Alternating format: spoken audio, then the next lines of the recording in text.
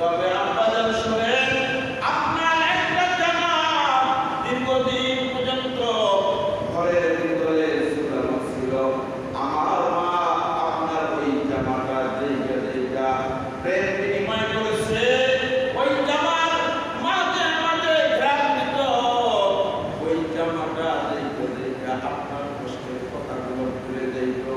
আব্বাজান, আপনি আমার জামাটা খুলে নেন।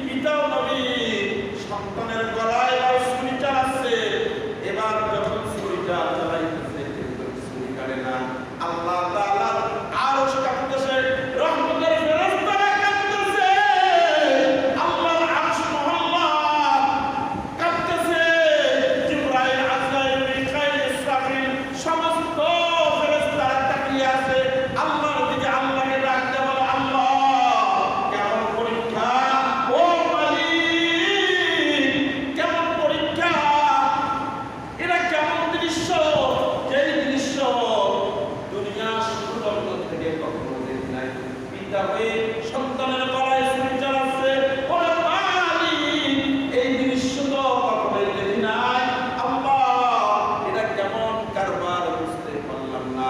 আল্লাহ কয় ও ফেরেশতা এটা আমার মত করি, ও মাকারু মাকারাল্লাহ আল্লাহু খায়রুল মাকিরিন।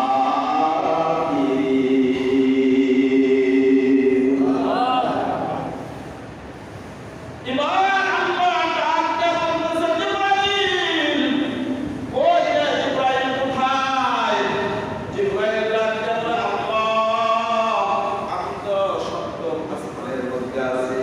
আল্লাহ কয় জিবরাইলকে ডাকতে বলল জিবরাইল আমার শরীর পরীক্ষায় পাস, সুবহানাল্লাহ, আমার শরীর পরীক্ষায় পাস করেছে, কিন্তু যা যা আমি তরবারিকে নিষেধ করেছি রে তরবারি, খবরদার খবরদার আমার ইসমাইলের একটা পশমের গোড়াও কাটবা না।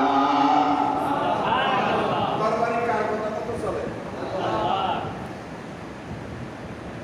দুনিয়ার সমস্ত মাখলুক আল্লাহর কথা মতো চলে, নাফরমান মানুষ শুধু আল্লাহর কথা মতো চলে। ঠিক না বেটা? নাফরমান মানুষ শুধু আল্লাহর কথা মতো চলে না, পৃথিবীর সমস্ত মাখলুক আল্লাহর কথা মতো চলে। পয়গম্বর এবার ছুরি চালাচ্ছে, জিবরাইলকে হুকুম করলো জিবরাইল যা আমার খলিলের ছুরির নিচে আর ইসমাইলের গলার উপর একটা লোহার টুকরা লাগায় দে, আর জলদি করে জান্নাত থেকে একটা টুকরা লইয়া যা, আমার ইসমাইলকে সরিয়ে দাও, আর আমার ইব্রাহিমের ছুরির নিচের মধ্যে জান্নাতের একটা টুকরার গলা বাঁধাইয়া দাও।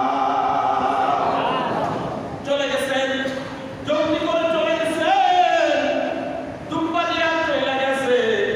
যাওয়ার পর এবার জিবরাইল আসমান থেকে তাকবীর দিচ্ছে, আল্লাহু আকবার আল্লাহু আকবার। জিবরাইল তাকবীর দিল, কে রে কে? এবার আল্লাহর খলিল বলতেছে লা ইলাহা ইল্লাল্লাহ। আকাশের সমস্ত রহমতের ফেরেশতা বলতেছে আল্লাহু আকবার আল্লাহু আকবার। এবার ইসমাঈল বলতেছে ওয়ালিল্লাহিল হামদ, সুবহানাল্লাহ। কারণ হলো দেখতেছে যখন জবাই করবে জবাইটা চলতেছে, আশেক মাসুকের হুকুম পেয়েছে, মাসুকের হুকুমকে পালন করতে গিয়ে কোনো দ্বিধা করতেছে না, ডাইরেক্ট সন্তানের গলার মধ্যে তরবারি চালাচ্ছে। কিন্তু এবার আশেক মাসুকের হঠাৎ দিকে খেয়াল দিচ্ছে, মাসুক বললেন যা ফেরেশতা যা আমার শরীরকে থামাও, আমার শরীরকে তাড়াতাড়ি থামিয়ে দাও। এত জোরে তরবারি চালাচ্ছে, এরপরও গলা কাটতেছে না, কারণটা কি? এই মুসলমান যতই চক্ষু বন্ধ করিয়া খাসির গলার মধ্যে ছুরি চালাবো, অটোমেটিক বোঝা যাবে ছুরিটা গলার মধ্যে যাইয়া গেছে, বোঝা যাবে কিনা? অবশ্যই বোঝা যাবে। ইব্রাহিম পয়গম্বর ছুরি চালাচ্ছে, সন্তানের গলায় ছুরি যাবে না, এত সুন্দর ধার করে নিয়ে আসছে। একটা রাওয়ায়াত আছে তরবারিটা রাগ করে হালাইয়া দিয়েছিল, এই তরবারিটা পাথরের উপরে পড়ার পরে পাথরটা দ্বিখণ্ডিত হয়ে গেছে, এত ধার ছিল। এরপরেও তরবারি চলে না, কিন্তু যখন তরবারি চালানো শেষ, এক একজন বলা শেষ হয়ে গেছে, হযরতে আল্লাহর পয়গম্বর ইব্রাহিম আলাইহিস সালাম এবার তরবারিটা রাইখা চক্ষু তুলে খুলে দেখে সন্তান পাশের মধ্যেই দাঁড়ানো অবস্থায়, আর তরবারির নিচে জান্নাতের টুকরা কুরবানি হয়ে গেছে।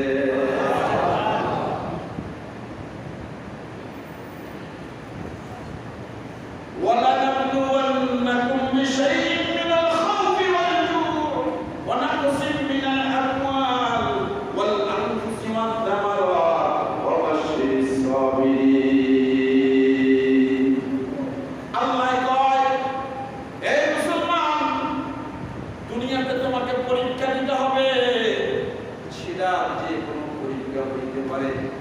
তোমাকে ক্ষুধার পরীক্ষা দিতে হবে, তোমাকে ঈমানের পরীক্ষা দিতে হবে, তোমাকে জানের পরীক্ষা দিতে হবে, তোমাকে মালের পরীক্ষা দিতে হবে।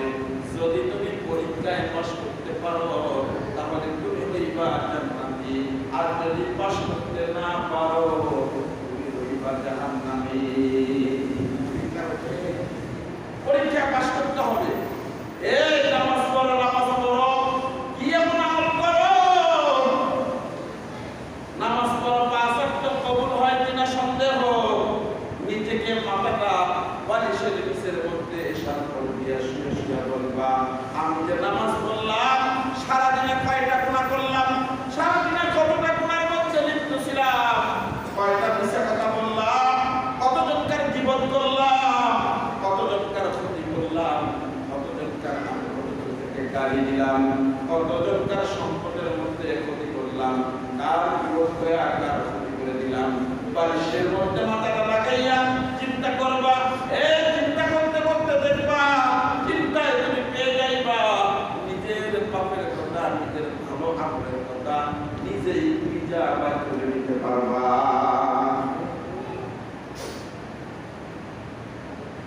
মনে করে 5 ওয়াক্ত নামাজ পড়ি, আমার চেয়ে বড় মুসলিয়াত যেটা আছে কিছু না, তোমার 5 ওয়াক্ত কবুল হয় কিনা এটাই তো সন্দেহ, আশা করে শুধু যাওয়া হয়। ঠিক না ঠিক? যে নামাজ পড়লাম, আশা, মনের ভিতরে একটা আশা রইল যে আল্লাহ কবুল করেছে।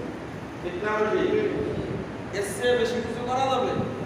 কোরবানি দিবেন, হ্যাঁ দেন, ভালো কথা। কোরবানিটা দিবেন, ভালো কথা। কোন টাকা দিয়ে কোরবানি দিতেছ? কোন টাকা দিয়ে কোরবানি দাও? হালাল না হারাম? এই টাকার ব্যবসা দিয়া টাকার কোরবানি দাও, সুদের কারবার কইরা টাকা কামাইয়া কোরবানি দাও, 4 পয়সার কোনো মূল্য হবে না, কোরবানির গোশত খাওয়া হবে, কোরবানির কোনো সওয়াব পাওয়া যাবে না। কথা কম না কে? আচ্ছা, আমি এখানে শুরু লগ্ন থেকে 1 বছর প্রায় 3 মাস 4 মাস করতেছি। আমার বয়ানে কেউ কষ্ট পাইছে? না। কে কষ্ট পাইছে? একজন। আমার বয়ানে খুশি কারা কারা? হাতুড়ে তো দেখি সবাই। মাশাআল্লাহ, আলহামদুলিল্লাহ। আমার প্রতি কারো রাগ আছে নাকি? আলহামদুলিল্লাহ। বাচ্চা দুই একটা গোপনে বলি,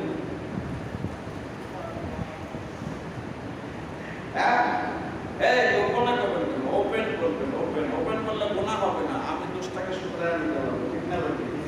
আর গোপনে বললে আমার দোষটা চলে যাবে আপনার কাছে, আমার গুনাহটা আপনার কাছে চলে যাবে, আমি বেঁচে গেলাম। আপনি তো বললেন, আর যখন ওপেন করবেন তখন আপনিও বাঁচবেন, আমিও বাঁচবো। ঠিক না? ঠিক। মানে যে কোনো ব্যক্তির ব্যাপারে আমাকে দিয়ে উদাহরণ দিলাম, এক্সাম্পল দিলাম, আপনি যে কোনো ব্যক্তির ব্যাপারে দোষ পাইছেন, আপনি ওপেন করবেন তাকে সামনে। ভাই, আল্লাহ আলাদা ডাক দিয়ে নিয়ে সুন্দরভাবে করে দিবেন যে ভাই এটা আপনার সমস্যা, এটা থেকে বাঁচতে হবে, এটা করা যাবে না। হ্যাঁ, তাহলে আপনিও নেক পাইলেন, ও বেসরাও ওই গুনাহ থেকে বাইসে গেল। ঠিক না? ঠিক। আল্লাহ কয়, আবু দাউদ শরীফের হাদিস, আল্লাহ কয়, এ মুসলমান, এই হাদিসটা হলো যে দুনিয়ার মধ্যে যদি কোনো ব্যক্তি কারো দোষকে গোপন করে, আল্লাহর রাসূল বলেন কিয়ামতের ময়দানে আল্লাহ তাআলা তার দুনিয়াতে একটা দোষ গোপন করবে, আল্লাহ এবার তার দোষটা গোপন কইরা জান্নাতের বাসিন্দা বানিয়ে দিবে।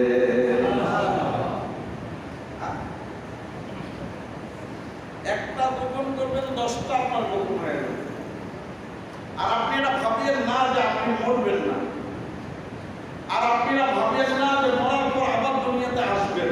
এরকম চিন্তা আছে কেন? আসতে চাইলেও আপনাকে আল্লাহ পাঠাবে না, আপনি আসতে চাইলেও আসতে পারবেন না, আল্লাহ আপনাকে পাঠাবে না। কারণ ফায়সালা একবারে হয়ে গেছে, দ্বিতীয়বার আসার মতো কোনো সুযোগ নাই। এই যে আমাদের কত মুসল্লি ভাই মুরব্বী বোন এরা গ্রামের বাড়িতে চলে গেছে, সবাই কি ফিরে আসবে? না না না, যদি ধারণা করো সবাই ফিরে আসবে, তোমার ধারণার মধ্যে রং হয়ে গেছে। কারণ হলো আল্লাহ তাআলার ফয়সালা, এই এমন ব্যক্তি আছে তার মৃত্যুটা ওই গ্রামের বাড়িতে হয়ে গেছে, আর নাবিটা ওই জায়গার মধ্যে খোদানো আছে। যার নাবি যেখানেই খোদানো আছে ওই জায়গায় ওই এলাকায় তার কবর হয়ে যাবে। ওই এলাকায় তার কবর হয়ে যাবে, ওই এলাকায় তার মৃত্যু হয়ে যাবে। এই সুবহানাল্লাহ, কোরআন নবীর মধ্যে দল কত আনন্দ কইরা বেতন বোনাস পাইয়া বাড়ির দিকে রওনা করছে, অর্ধেক রাস্তায় গাড়ি অ্যাক্সিডেন্ট করে মারা গেছে। বিকাশে রকেটের টাকা ভরা কুরবানি করবে, মা বাবা স্ত্রী সন্তান নিয়ে আনন্দ করবে। রাস্তার মধ্যে গাড়ি অ্যাক্সিডেন্ট করে চিরতরের জন্য বিদায় হয়ে গেল। কোথায় গেল কুরবানি? কোথায় গেল মা বাবা স্ত্রী সন্তান নিয়ে আনন্দ? কোথায় গেল ঈদ? কোথায় ঈদ চলে গেল? সব এক চোখের পলকের ভিতরে সব জমিনের মধ্যে মিশে গেছে। কি লাভ? নিজেকে একটু শুধরে আনেন, বুঝান, নিজের মনকে বুঝান।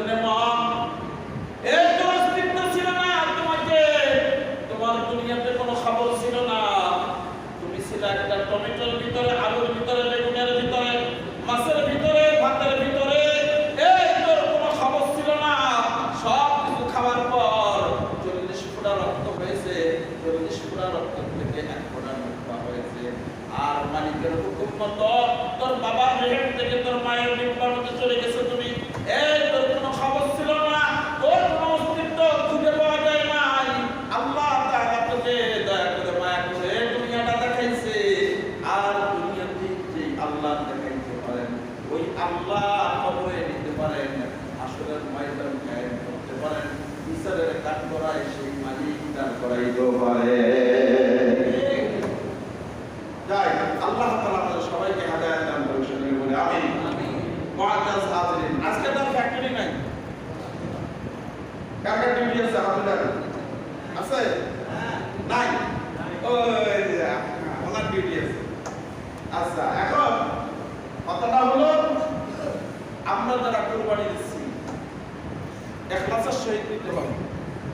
আর এই যে তাকবীর জিবরিল দিল, আল্লাহু আকবার, আল্লাহু আকবার, এবসে জমিন থেকে আল্লাহর শরীর বলতেছে লা ইলাহা ইল্লাল্লাহ। আকাশের সমস্ত ফেরেশতারা বলতেছে আল্লাহু আকবার, আল্লাহু আকবার। আর হযরত ইসমাঈল আলাইহিস সালাম বলতেছে ওয়ালিল্লাহিল হামদ, প্রশংসা তার যে মালিক আমাকে আমার পরিবর্তে জান্নাতের দুব্বা দিয়া কুরবানি সাফল্য করে। আল্লাহ আল্লাহর খেলা, ঠিক না? ঠিক। তাহলে কুরবানিটা কত দামি। সন্তান দিয়ে পরীক্ষা দিছে কোরবানি, দাম কত? আল্লাহ যদি টাকা পয়সা দিয়ে